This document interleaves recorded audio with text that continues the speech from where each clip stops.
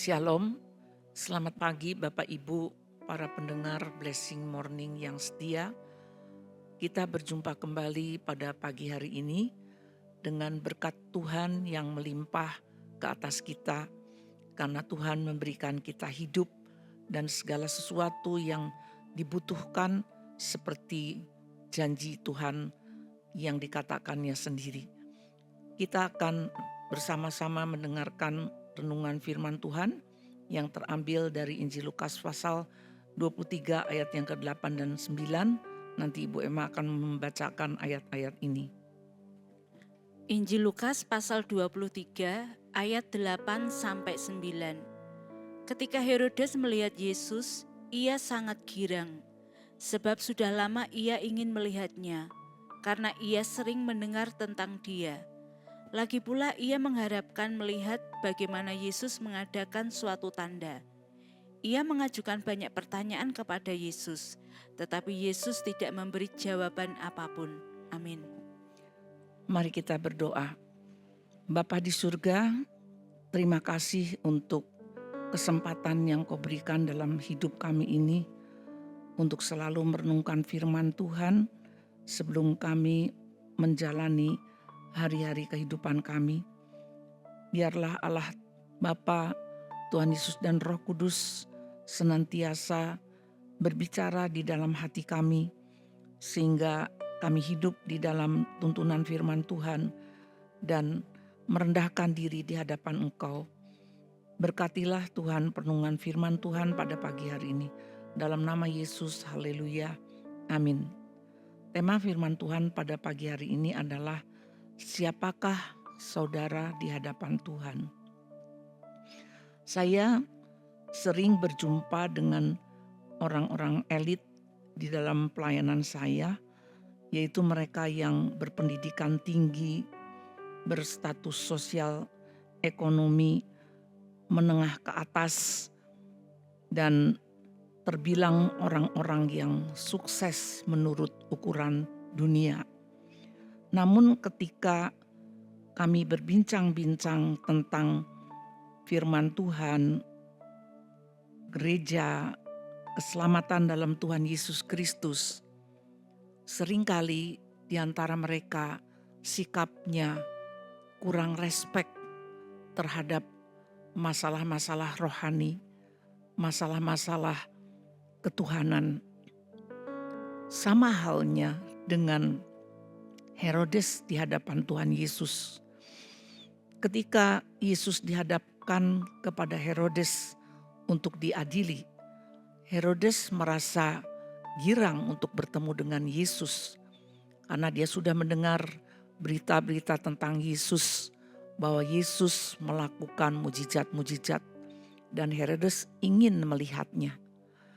Pada waktu itu dia melontarkan banyak pertanyaan kepada Yesus, tetapi mengapa Yesus diam saja? Bapak, Ibu, dan saudara yang dikasihi Tuhan, bukankah Tuhan Yesus pernah mengajar bahwa jangan membuang barang yang kudus kepada anjing dan mutiara kepada babi?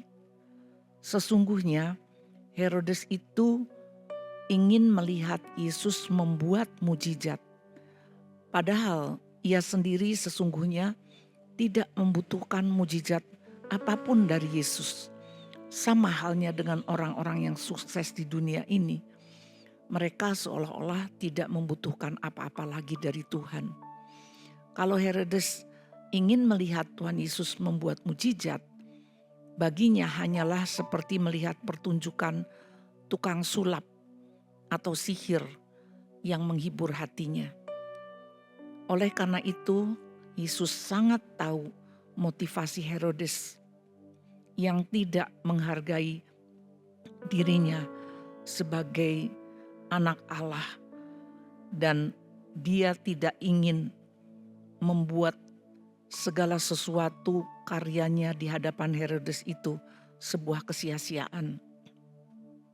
Sungguh agung sikap Tuhan Yesus Kristus di depan seorang penguasa, dengan dia tidak menanggapi satupun dari pertanyaan Herodes itu, membiarkan Herodes bertepuk sebelah tangan.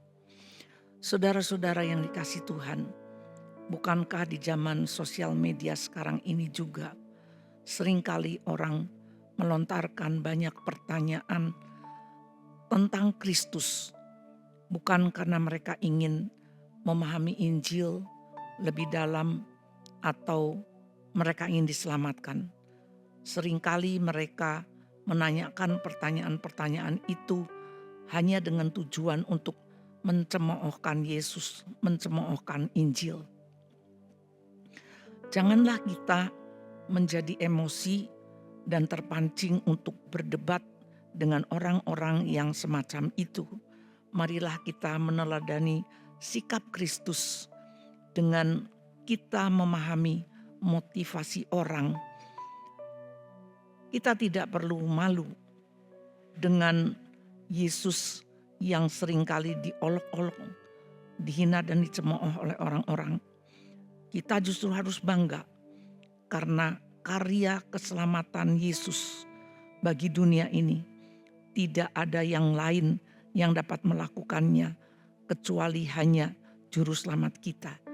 Di dalam Injil Yohanes pasal 4 ayat yang ke-12, tidak ada nama lain di kolong langit ini yang memberikan keselamatan kepada kita kecuali di dalam nama Yesus.